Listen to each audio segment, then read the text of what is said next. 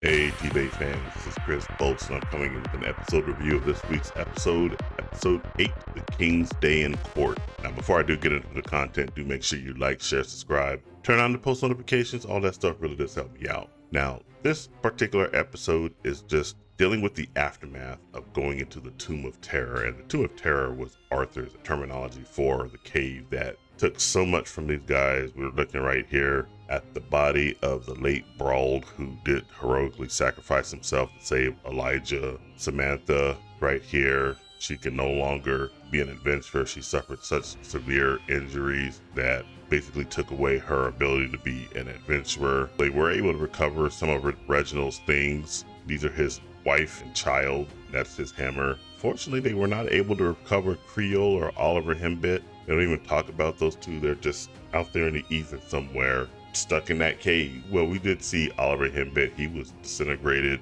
Creole was integrated with the tree. So hopefully there's an inference in there that they could be telling their loved ones that they did not survive the Tomb of Terror. Later on, we're going to have a quick little confrontation between these two. Lucas is surprised Arthur was able to survive. Lucas tells a bald-faced lie, basically saying that it was Note who tried to sacrifice the group to save himself and Jasmine. We all know that wasn't the case. We all know that it was Lucas that actually sacrificed the team to save just himself. But Lucas is from a very powerful family, the Whites family. So we're going to see some political maneuvering in that regard here in just a moment. Jasmine is not going to suffer any type of blowback. She happens to be part of the Flamesworth noble family. They're another powerful family in the world of TBATE. So she is not going to bear any of the brunt of what happened inside the cave, even though she really didn't have anything to do with it to begin with. In effect, they're trying to pin everything on Note or Arthur. Well, he is wearing his mask right here. They're trying to pin it all on him. And Caspian, the head of the guild, also indicates that he's going to speak with Elijah as well to get his side of the facts. But before he can do that, Lucas is trying to influence Elijah with force to side with him. That the only person that was at fault in all of this is Lucas, and obviously Elijah is not going to go on with that. So Lucas sets his guards on to Elijah to try to kill him right there. But before either of them can succeed, this hand right here, throw this dagger, and that's actually the hand of Arthur / Note. He stopped Lucas from carrying out his heinous attack on Elijah. However, that does not come without consequence. Lucas is from the powerful Whites family, and Caspian lets him know that says, you can't actually take on them. You have to be smart about all of this. And Arthur rather is trying to protect his identity. He does not want the Whites family to know his identity. And he even threatens Caspian and tells him that you can't stop me rather from doing what I need to do. That's where Caspian speaks some sense into him, says, hey, you got to go about this a little more smarter. If you try to take on the Whites family, they're not going to just come after you. They're going to come after the Flamesworth. They're going to come after the Twin Horns. They're going to come after your family. So we have to handle this in a different fashion. And that's where we have this court right here. We'll just call him the head justice. The head justice hands down a sentence for both Arthur and Note. And since Brauld, who was the original party leader, he's not there, obviously, because he's dead. One of these two have to take the brunt of responsibility. Lucas has his ranking revoked. He's been reduced from an A rank adventurer, and he can no longer be an adventurer. So that's his punishment. However, Note's punishment is that he cannot attend the academy so long as Lucas is attending Zyrus Academy. You got to stay away from the academy. Note does protest, but it was to no avail because the chairman, that's what he is. The chairman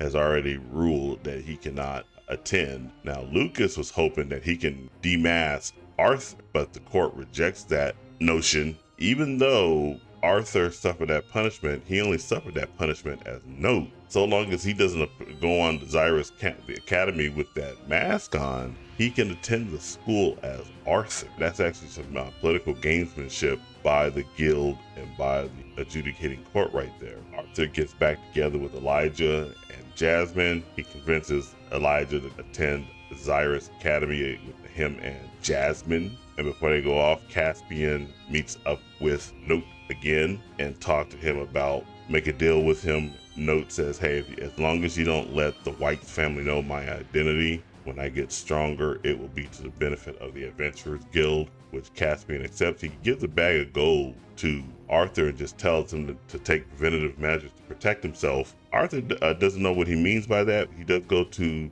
the local market and buy what's called a dimension ring. So I don't know exactly what he's going to be doing with the dimension ring, but that's what he used the gold for. But also during this time period, his familiar Sylvie takes another form, transforms from white to black. And then the episode ends with Arthur meeting up with his family. They were worried about him. These two right here announced that their daughter also has been accepted into Xyrus Academy and is already there. Lastly, Arthur gives the Elderwood Beast Core to his father to help him move from deep orange to light orange. Because right now, in terms of states, Arthur is currently at light orange and his father is stuck at deep orange. And his father said, I was stuck at deep orange ever since you had left. So maybe there's a little tie there between Arthur and his father, that his father will advance so long as his son. That'll be revealed in future episodes, hopefully. Overall, this was a pretty good episode. It tried its best at political gamesmanship, but I thought it was kind of weak. It could have been a little bit better. Lucas is now just turning into a cartoon villain, but I would be interested in to see what the overall White family, what kind of power they wield. Didn't really need to go back and do too much of a recap.